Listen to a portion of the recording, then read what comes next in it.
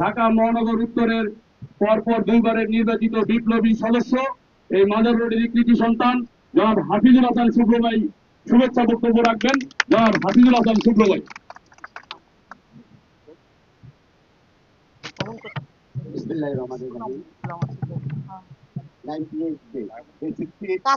উদ্যোগে আজকের এই সুন্দর একটি মহতি অনুষ্ঠান করার জন্য আমি বিশেষ করে আমাদের সাংবিধানিক ইসলাম তুলিয়াপার বন্ধু বান্ধবদেরকে ধন্যবাদ জানাচ্ছি। আমি ঢাকা মহানগর উত্তর বিএনপির পক্ষ থেকে তারা এই সুন্দর একটি অনুষ্ঠান আয়োজন করার জন্য।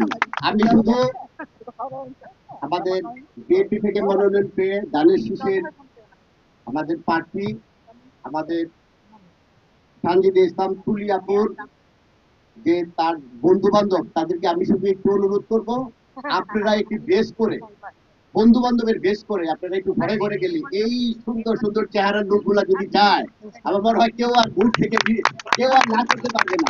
কারণ হলো এই সুদর্শন সবাই আমি আমি আমি আমি না না সবাইকে বলছি, সবাইকে সবাইকে সবাইকে সবাইকে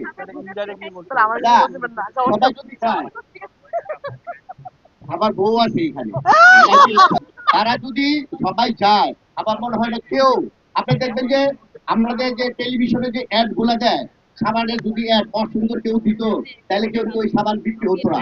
তাই এই সুন্দর চেহারার লোকগুলা যখন ভোট চাইতে যাবে, এই দানের শীষের পক্ষে যখন ভোট চাবে, আমার মনে হয় কেউ আর এই ভোট কেউ আর দিতে আমার মনে হয় যে না করবে না, অনুভব করবে না। তাই আমি সকলকে আমাদের বিএনপির মনোনীত প্রার্থী সাংবিধানিক ইসলাম তুলিয়াপাকে দানের শীষে ভোট দেওয়ার আহ্বান জানিয়ে আমি আমার বক্তব্য শেষ করছি। আল্লাহ হাফেজ। বাংলাদেশ জিন্দাবাদ। শহীদ রাষ্ট্রপতি জিয়া রহমান অমর হোক। আমাদের মরহুম খালেদা জিয়া অমর হোক। আগামী রাষ্ট্রনায়ক জননেতা জনাব তারেক রহমান জিন্দাবাদ। আমাদের তুলিয়াপা শুধু আমাদের 14 আসনের এমপি হবে না, উনি যদি নির্বাচিত হয় ইনশাল্লাহ আপনারা একজন মন্ত্রীও পাবেন। এই আশা ব্যক্ত করে আমি আমার বক্তব্য শেষ করছি। আল্লাহ হাফেজ।